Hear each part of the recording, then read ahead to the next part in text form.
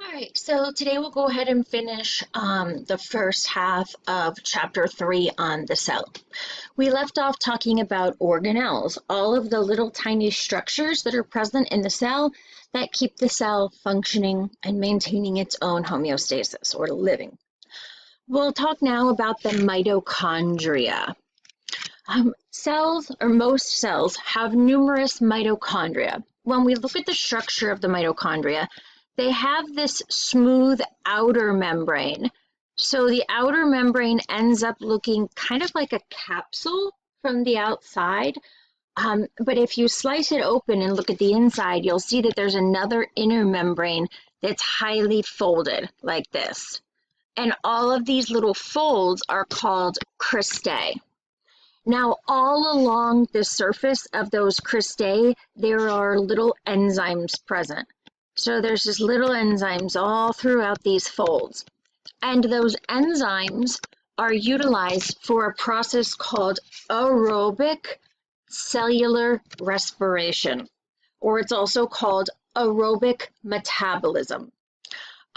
This term aerobic means with oxygen. Like aerobic exercise, right? It's exercise where your heart gets going really fast and you're breathing really fast and you need to supply your body with a lot of oxygen. Aerobic means with oxygen. We call these processes aerobic because they require oxygen, okay? So overall, what happens in this process of cellular respiration is that the cells are taking chemical energy from food and converting it to a usable cellular energy. Hey, our cells use things like glucose and fatty acids, these nutrients, they use them for energy. But they can't directly use that glucose.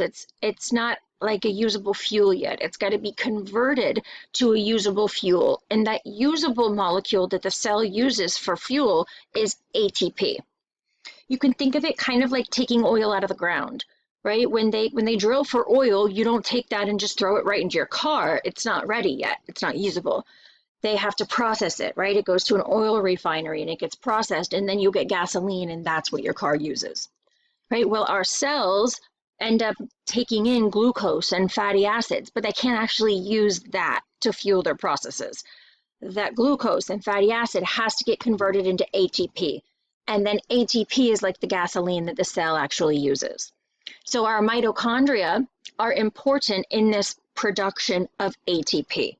So we refer to them as the powerhouse of the cell because they make all of the fuel that powers the activities in the cell. Now, there's an overall process of cellular respiration, right? Breaking down nutrients like glucose into usable cellular energy, which is ATP. So there's the whole process of cellular respiration.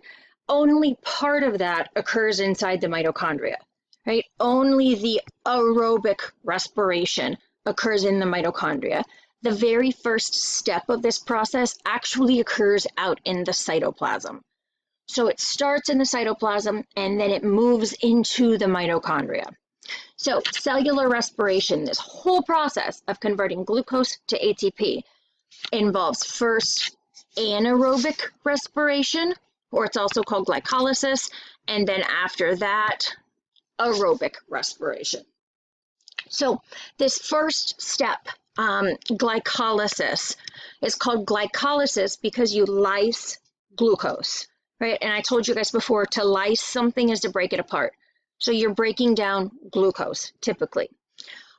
This is anaerobic because it does not require oxygen. So this process can be done even when there's not enough oxygen available. Again, this happens in the cytoplasm of the cell, and what the overall gist of what's going on is glucose is being converted into 2 molecules of pyruvic acid, or this is also called pyruvate. In that process of taking glucose and breaking it down into 2-pyruvate, we also happen to make a gain of 2 ATP. So we make a little tiny bit of ATP. little bit of energy. It's not very efficient, but we do make a little energy in that first process.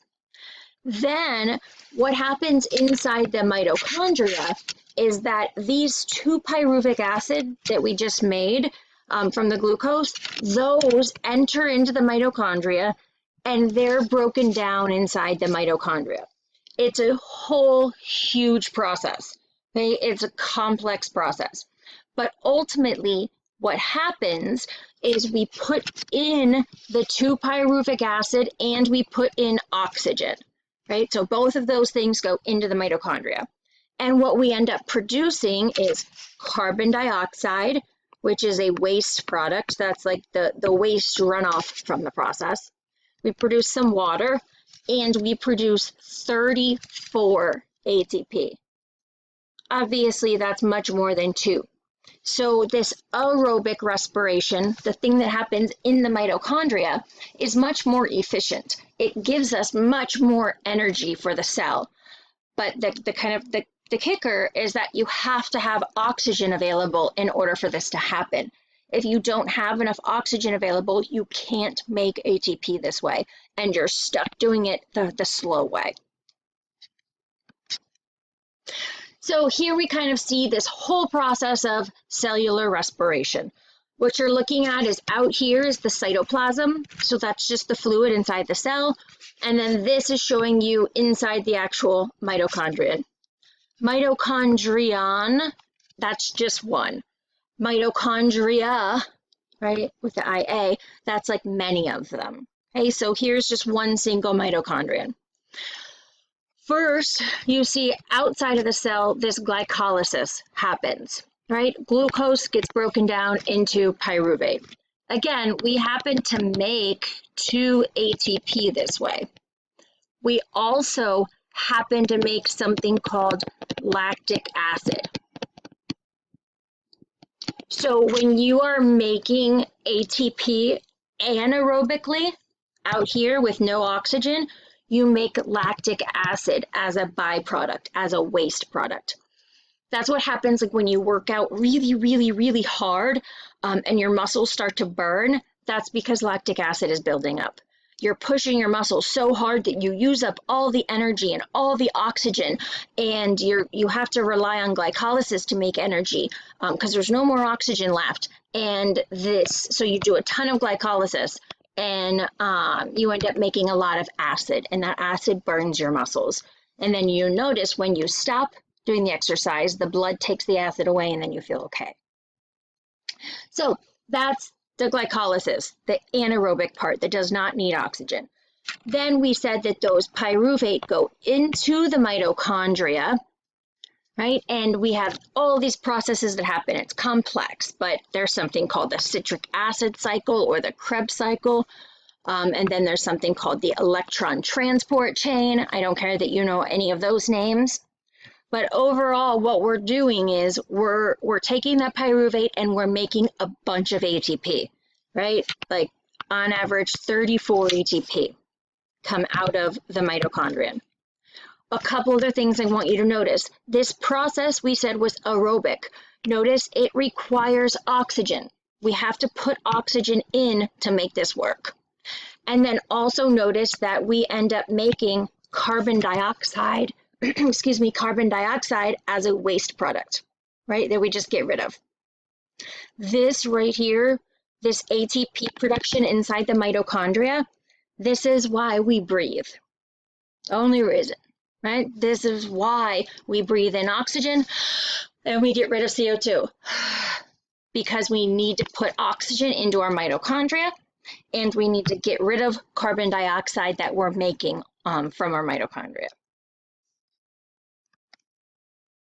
Okay, so now we're going to move deeper into the cell and talk about the nucleus.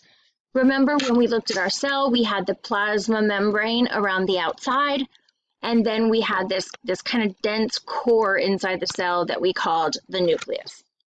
The nucleus is frequently the largest organelle.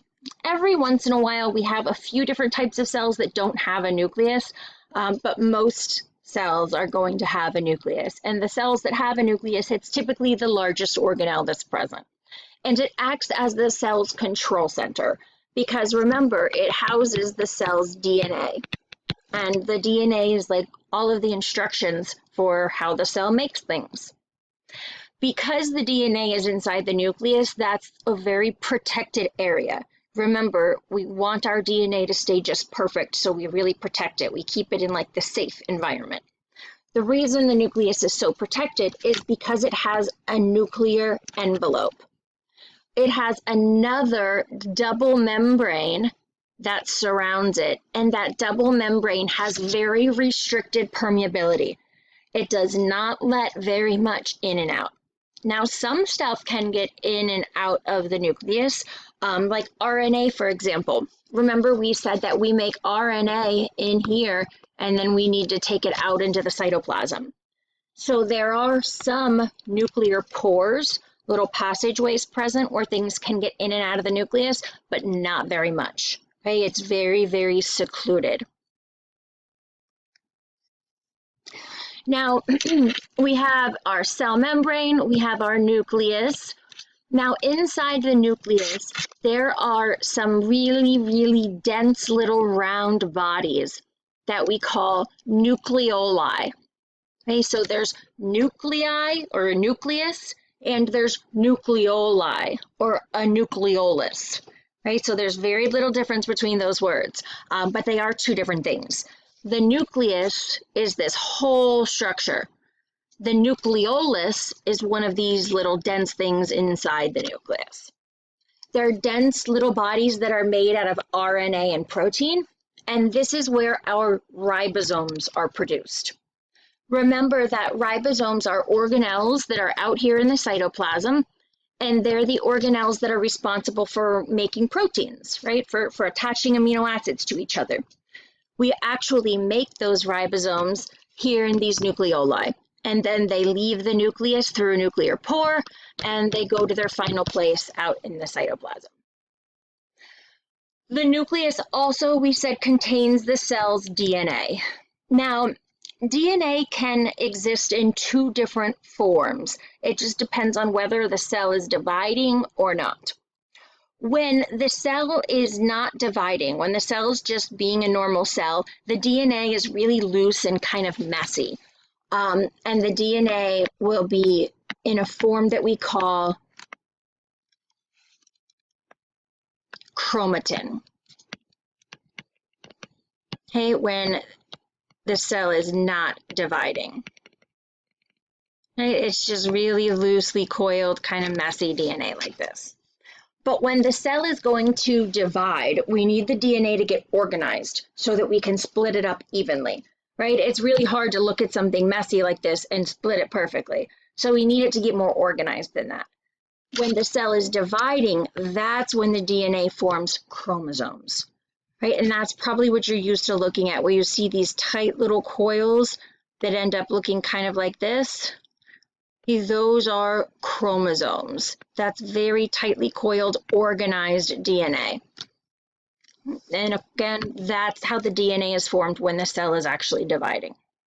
Now, DNA contains all of the coded instructions that determine your base body characteristics, right? The things that you inherit from your parents. And again, we talked about this in the chemistry chapter, but the DNA also contains the instructions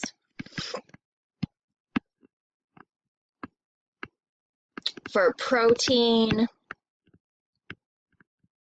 synthesis, right? How we make proteins.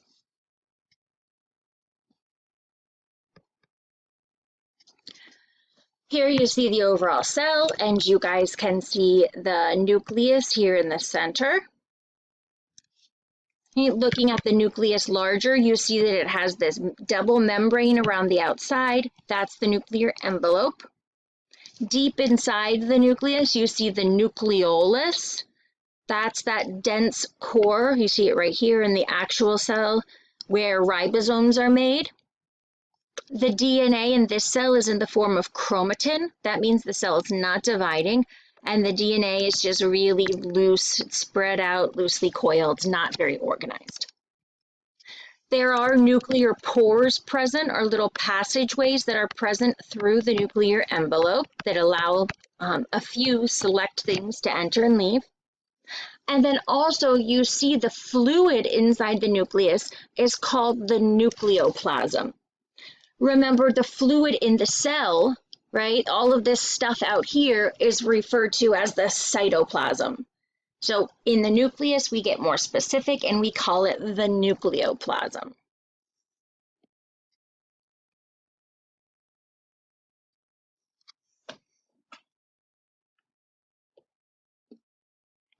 We're going to change gears a little bit now. We've gone through all of the organelles. So now we'll start to talk about some of the processes that occur in the cell, some of the important functions of the cell. The first of these things that we'll talk about is incredibly important, and this concept kind of follows you throughout all of your studies of the human body. And these concepts are diffusion and osmosis. Now, diffusion and osmosis kind of describe ways, or one way, that things can cross the plasma membrane. The plasma membrane, that the barrier around the outside of the cell, it's a great barrier, but it's not impermeable, right? It's not an absolute barrier that does not allow anything across. We do have to get some things across the plasma membrane.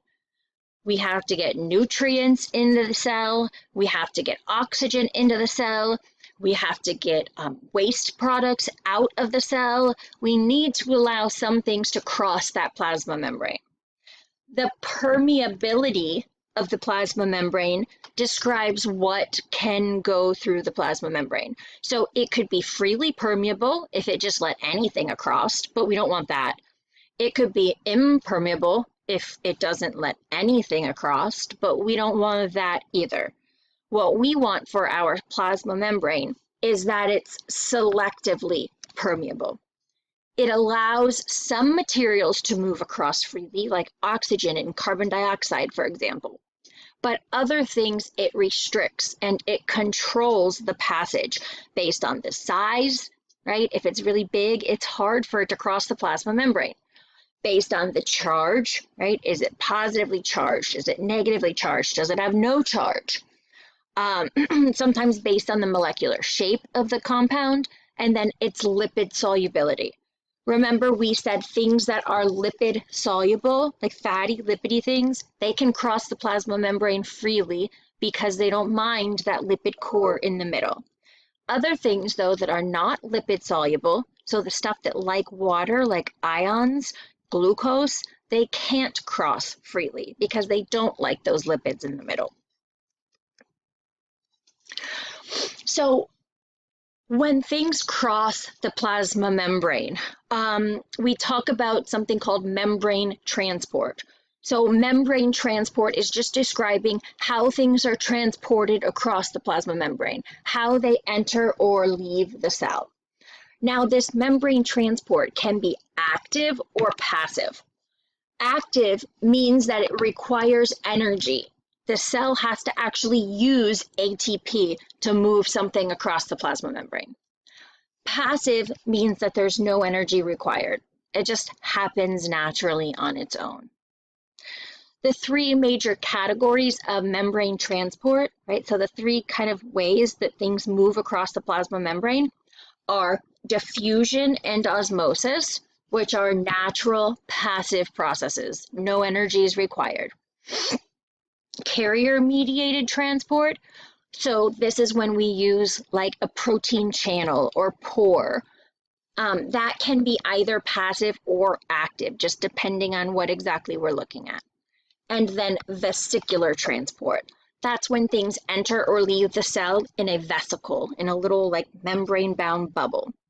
The types of vesicular transport include endocytosis, which is just bringing something into the cell, and exocytosis, which is pushing something out of the cell.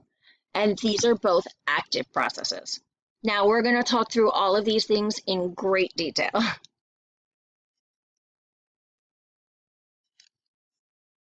We're going to start with the concept of diffusion. The definition of diffusion is the movement of molecules from an area of high concentration to an area of low concentration. So essentially what diffusion is that molecules spread out. They don't stay stuck together in one little area. This happens when we look at liquids and gases. So all the molecules in liquids and gases are in this really fast, random movement. They're constantly moving all around. So as they move around, they bounce into each other, they bounce off of the walls of the container that they're in, and they eventually end up spreading out evenly throughout the space that they're in. Okay, so what we're saying is if I put a certain type of gas in this room, it's not going to stay clustered in this tiny little ball. It's going to spread out until it's spread throughout the whole room evenly. The easiest example to think of with this is when we put food coloring in water, right? So if I have a cup of water here and I put 1 drop of food coloring in, hey, these are both liquids, so the water molecules are moving, but these little pigment, the red pigment is moving around. So the red is not going to stay in this tight little drop, right? The red is going to spread out throughout the whole thing of water, right? So the red comes over here, it bounces off, it comes here, it bounces off, and eventually it's going to end up so that we have the red food coloring spread out nice and evenly throughout all of the water. As that food coloring spreads, it's diffusing, right? That's what diffusion is. And this happens naturally. You don't have to stir the liquid, you don't have to heat it up. That food coloring is going to spread out naturally on its own. There are numerous different factors that influence diffusion, that make diffusion happen faster or slower. One is the distance that the particle has to move. How far does it have to go to spread out? Obviously, smaller distances happen faster. Molecular size matters. Smaller molecules happen to bounce around faster, so they spread out faster. Heat increases diffusion. It increases the speed of molecules, so they spread out faster. The concentration gradient matters. The concentration gradient is just the difference in concentration. So say I have a cell here, and I have a really, really high concentration of sodium out here, and I have a really low concentration inside my cell. That's a big concentration gradient. That's a big difference in concentration. There's a high concentration outside and low concentration inside. But say my concentration inside the cell was like this, right? Now that's not a very big concentration gradient, right? It's not a very big difference. The concentrations are pretty similar to each other. So the larger the difference in concentration, the larger the gradient, the faster the diffusion occurs. Finally, electrical forces, because opposites attract, sometimes positive molecules will get pulled across that membrane easier, but I'm not really worried about you concentrate on that part. Okay, so here we can talk a little bit about diffusion and how things diffuse across the plasma membrane. This out here is the extracellular fluid, so that's outside the cell. Here's our plasma membrane, right, our phospholipid bilayer, and then this is the cytoplasm, so this is inside the cell. And we see that we have some small little pores, some little proteins that form channels to go through the membrane, and then we have the membrane itself. So lipid-soluble things, right, things that are lipidy, will go straight through the plasma membrane by diffusion. So they can cross from high concentration to low concentration straight through the membrane. This happens to be a steroid, right? Remember, it's got those 4 rings, so that's a steroid. That's a lipid.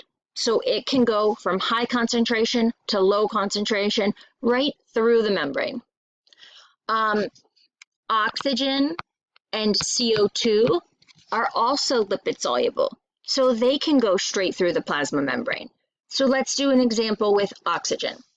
Say I have a ton of oxygen here outside the cell, and I have only a little bit of it inside my cell. What's going to happen naturally without the cell having to do anything? The oxygen is going to diffuse into the cell. Remember, it goes from where there's a lot to where there's not very much. So it naturally is going to spread out into the cell, and it can go straight through the plasma membrane as it crosses into the cell. Now, small things that are water soluble, right, that like water, don't like lipids, so they don't like this lipidy core in the middle of the plasma membrane. So if they're going to diffuse into the cell or out of the cell, they have to do it through a channel, right? A little protein channel like this one that allows them to cross without touching those lipids. So let's say I had a bunch of potassium inside the cell here, and I don't have very much outside. And I have this channel and it's open and it allows potassium through. What would happen? The potassium is going to leave the cell through the channel, right? It's not going to go straight through the membrane, but it will go through the channel. And it's going to go from where there's a lot in here to where there's not very much. So the potassium would leave the cell through the channel. Now, there are some larger things that can't go through lipids and that can't cross through these channel protein, these little channels, because they're too small. Okay, so that includes things like proteins, things like glucose. So polypeptides, glucose, those are too big for these channels. So in that case, they need a special carrier mechanism to literally grab them and move them across the plasma membrane. Okay, that's how they would get in and out.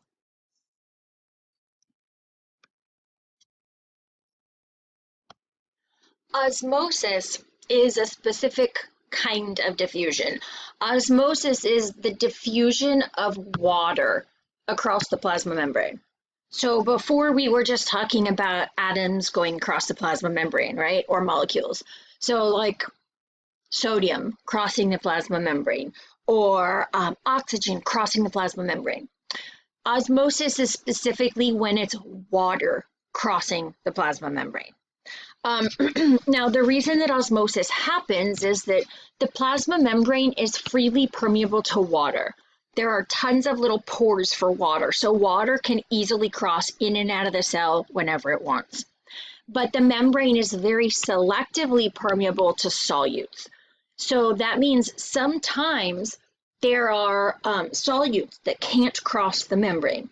So you could have a really high concentration of stuff inside the cell, and it wants to even out, right? It wants to leave the cell, but it can't cross the membrane. So in that case, to even out concentrations, water could cross the membrane instead.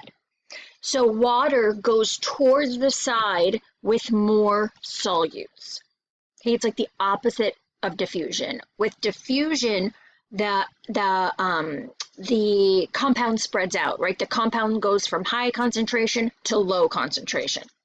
With osmosis, since osmosis is the actual water part of the concentration, the water's crossing towards the side with more stuff because you're trying to dilute it, right? You're trying to even out concentrations. So we see that the volume increases on the side with more solutes. And this happens, osmosis happens until both sides, inside the cell and outside the cell, are what we call isotonic, until they have equal concentrations of solutes, the same amount of stuff, right, inside versus outside. So this is an experiment that we do sometimes in the lab that literally like shows this happening. So what this is you see a U-shaped tube, and there's this membrane here in the middle that's supposed to kind of act like your cell membrane. And you'll notice that on either side we have water. So the water molecules are shown in blue. And then we have solutes, which are shown in purple. you'll notice that the concentrations are not equal, right? Remember, concentration is the amount of solute in a certain amount of solvent. So how much stuff do you have in the water? On this side, it's really highly concentrated. We have a ton of solutes, right? There's a lot of stuff in not very much water. This side is not very concentrated, right? There's not very many solutes. There's not very many purple things, and there's plenty of water. So typically what we would say with diffusion is, okay, well, there's a lot of solutes over here. There's not very many over on the other side, so these solutes will just cross over until they're even. But if you look at the membrane, the holes are too small. The solutes can't diffuse through the membrane because they're too big. So in that case, osmosis occurs. The water will cross through towards the side with more stuff until it dilutes it enough, and so the concentrations are equal. And that's what we see right here. The water crosses over and it dilutes this side until we have the same concentration on each side. So the same amount of solute per solvent, the same number of purple per blue. That's osmosis. Osmolarity and tonicity are terms that we kind of use interchangeably sometimes. Osmolarity is the concentration of stuff in the water. So like how many solutes do you have all together? So all the solutes together. Tonicity is technically defined as the solution's ability to affect the flow of water. So does it pull water out? Does it lose water, or does water not move at all? So are the two solutions like equal to each other? If something is isotonic, iso means the same. So something that's isotonic is the same concentration on both sides. So water doesn't move at all. So there's no flow of water. Water doesn't cross into the cell, and water doesn't cross out of the cell into the solution. If something is hypotonic, hypo means below. So it has below, less, fewer solutes. So if something is hypotonic, it has less solutes, and that thing loses water because the water crosses over to the other side that has more solutes. If something is hypertonic, hyper means above. Like when you're hyper, right, you've got a lot of energy. So something that's hypertonic has a lot of solutes. If it has a lot of solutes, remember, water's going to cross over to that side. So whatever it is that has a lot of solutes is going to gain water by osmosis. So let's look at why this matters. We'll look at like our cells. So we'll talk about how about our cells in the blood, right? So here I have my blood vessel. So there's a bunch of blood going through this blood vessel. And then I have my cells, say a red blood cell. Now, there's this plasma membrane, right? This selectively permeable plasma membrane around the outside of the red blood cell. And my blood is a liquid, so my blood has solutes in it, and the cell is filled with liquid, and the cell has solutes in it. And we can look at these two concentrations, the concentration inside the cell and the concentration outside the cell in the blood, and see what's going to happen. Is water going to move into the cell, out of the cell, or not at all?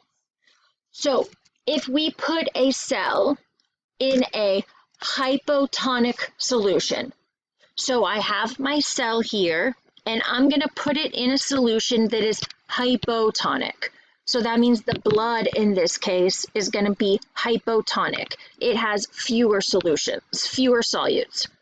So that means my cell is really, really concentrated and the blood is not. Remember, the water goes towards the side with more stuff. So that means that the cell is going to gain water. Water is going to leave the blood and cross into the cell.